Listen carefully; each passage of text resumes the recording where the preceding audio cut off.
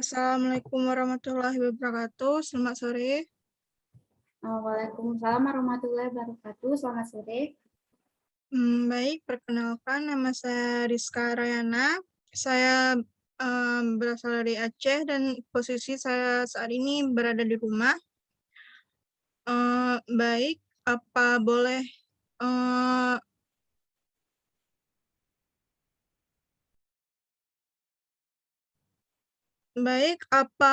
boleh Anda memperkenalkan diri Anda?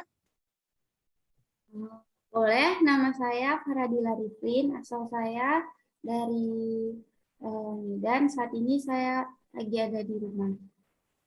Biasa saya dipanggil Dila. Baik, jika begitu saya akan memanggil Anda Dila. Ya.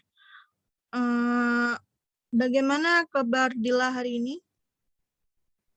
Kabar saya cukup baik hari ini. Terima kasih.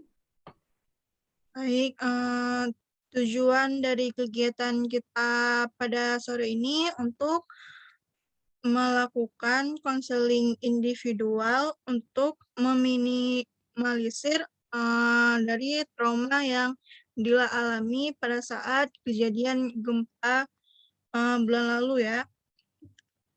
Nah, apakah Dila bersedia?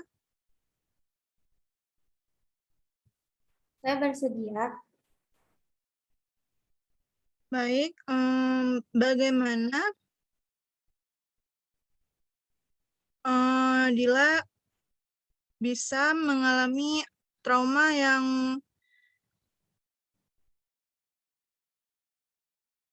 maaf, saya ulangi. Trauma apa saja yang Dila alami yang disebabkan oleh kejadian gempa bulan lalu?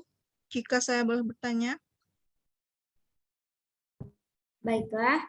Jadi masalah yang saya alami karena gempa yang terjadi di bulan lalu, yaitu saya menjadi cemas berlebihan dan khawatir akan gempa itu akan terulang lagi. Baiklah, apakah ada faktor penyebab yang membuat trauma ini bertahan sampai sekarang? Jadi sejujurnya saat itu posisi saya lagi tidur pulas sekali kan, terus gempanya itu keras gitu, tapi saya sulit dibangunin sampai lampu tidur saya tuh jatuh keras sekali, terus pada sibuk itu keluarga saya, jadi saya kayak saya terkejut itu karena kan bangun-bangun gitu kan, jadi saya takut kalau misalnya saya tuh nggak terbangun, terus itu lampu nyalain saya kan jadi apa ya, takut gitu. Jadi kalau misalnya terjadi lagi terus posisi saya seperti itu, karena kan itu terjadi di malam hari, jadi kayak benar-benar lagi jam-jamnya tidur pulas-pulasnya, jadi takut itu terulang kembali dan mungkin yang terjadi malah mungkin lebih buruk lagi. Jadi saya takut itu tuh kayak mengefek sekali di saya seperti itu. Baik, terima kasih sudah mau bercerita, Dila. Nah, selanjutnya, apakah Dila pernah mencoba solusi atau upaya untuk meminimalisir trauma yang Dila alami? Terima kasih Rizka sebelumnya karena sudah menanyakannya. Jadi saya sudah mencoba beberapa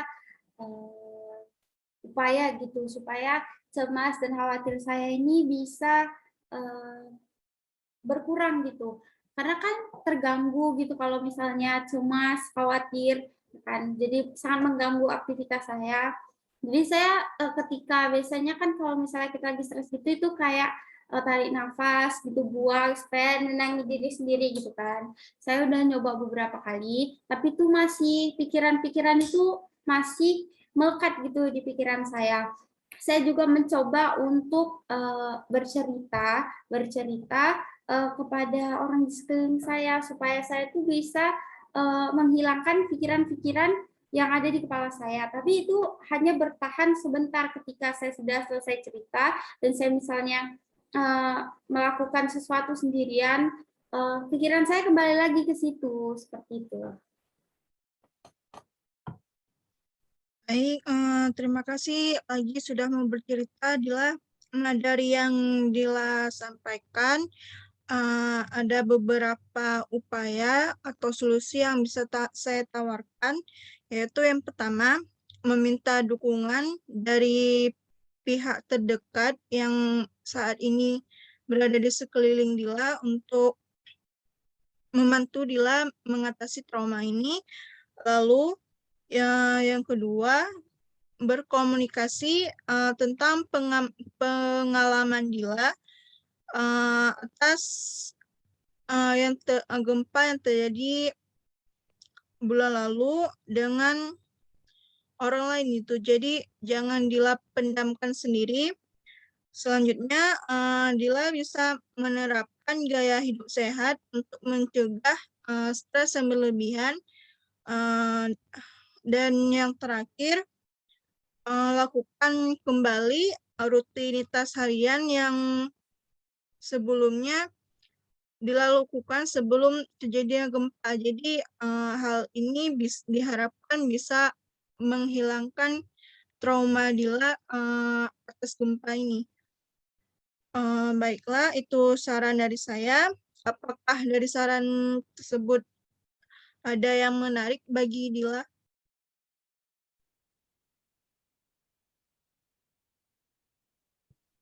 Jadi kalau dari yang Rizka berikan saran-sarannya, saya rasa kalau saya ambil gitu, memang saya yang apa ya? Saya mencoba mengkomunikasikan apa yang saya rasakan gitu ke orang terdekat saya, mencoba gitu. Tapi mungkin itu tuh kurang ngefek karena saya mungkin belum terlalu menceritakan segala yang benar-benar membuat saya takut, masih setengah-setengah.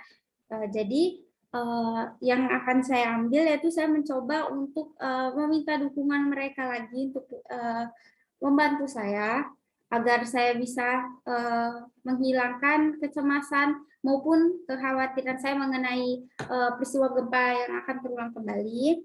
Terus juga saya akan mencoba untuk lebih berbaur kepada mereka. Jadi ketika saya berbaur kepada mereka gitu kan, jadi saya bisa menghilangkan gitu kecemasan-kecemasan saya. Misalnya kalau misalnya posisi saya lagi sendirian gitu kan, saya bisa melakukan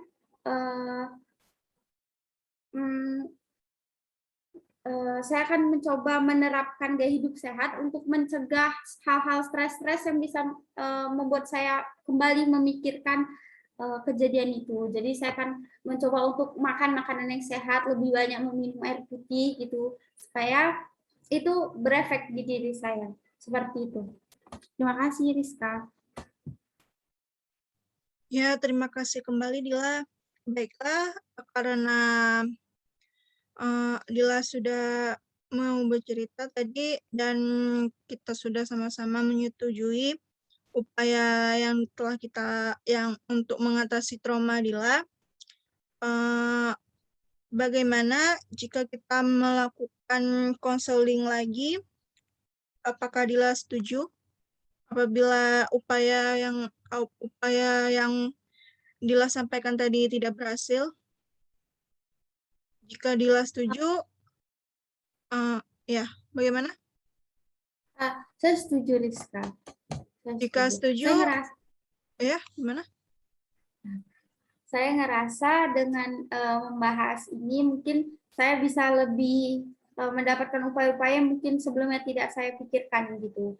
Jadi ini sangat membantu. Jadi saya setuju.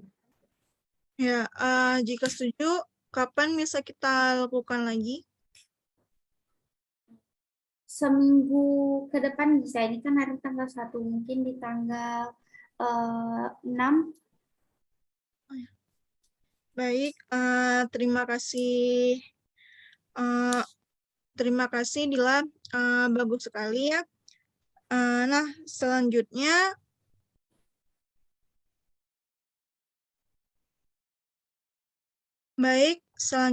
saya akan menanyakan beberapa pertanyaan lagi kepada Dila. Apa yang ada dalam pikiran Dila sebagai klien setelah melakukan konseling ini? Jadi yang saya pikirkan yaitu saya akan lebih berusaha lebih lagi supaya saya bisa menghilangkan kecemasan dan kekhawatiran saya ini, karena menurut saya ini juga sama sekali tidak berguna gitu buat saya, malah membawa dampak yang negatif ke diri saya kan. Terus juga saya berpikir untuk bisa menerapkan saran-saran yang tadi Rizka berikan seperti itu. Baik, ya. Yang pertanyaan yang kedua, perasaan apa yang Dila rasakan setelah melakukan konseling tadi? Yang pastinya saya merasa cukup senang karena saya bisa menemukan solusi yang sebelumnya tidak saya pikirkan karena saya terlalu fokus ke kekhawatiran dan kecemasan saya, jadi saya kurang bisa berpikir yang lebih positif. Jadi dengan melakukan konseling ini, saya bisa menemukan upaya-upaya yang bisa saya lakukan untuk meminimalisir kecemasan dan kekhawatiran saya ini, Rizka. Seperti itu. Baik, pertanyaan ketiga, bagaimana Dila menyikapi masalah trauma ini untuk kedepannya? Jadi sikap saya yang pastinya saya akan mencoba untuk menerapkan upaya yang tadi saya pilih dari beberapa upaya yang Rizka berikan. Saya akan mencoba untuk lebih lagi juga berusaha, karena kan mungkin saya kurang mengusahakan diri sehingga kecemasan itu datang terus menerus seperti itu. Jadi saya akan mencoba untuk melakukan upaya tadi. Gitu. Baik, pertanyaan keempat, apa tindakan Dila selanjutnya? Nah, jadi yang pastinya tindakan saya yaitu yang tadi saya mencoba untuk ketika saya berpikir gitu akan teringat lagi masalah itu, saya merasa cemas, khawatir, saya minum air putih karena kan itu kan gaya hidup sehat gitu, mungkin bisa mengurangi stres yang saya rasakan. Terus saya akan ketika itu belum works juga di saya belum bekerja, saya bisa bercerita gitu ke orang sekitar saya sehingga saya bisa melupakan kecemasan-kecemasan dan kekhawatiran yang bersarang di saya seperti itu. Rizka. Baik, pertanyaan terakhir, tanggung jawab apa saja yang tumbuh pada diri Dila? Jadi yang pastinya tanggung jawab saya yang harus tumbuh pada diri saya yaitu saya harus bisa melawan hal ini ya. Ini kan suatu masalah gitu kan, dan saya juga merasa tidak nyaman dengan adanya kecemasan dan kekhawatiran di diri saya. Jadi saya bertanggung jawab untuk menjadikan diri saya lebih baik dan untuk membuat diri saya lebih nyaman gitu, merasa tenang seperti itu. Baik, terima kasih sudah menjawab pertanyaan saya tadi. Sebagai penutup, sebelumnya mari kita berdoa.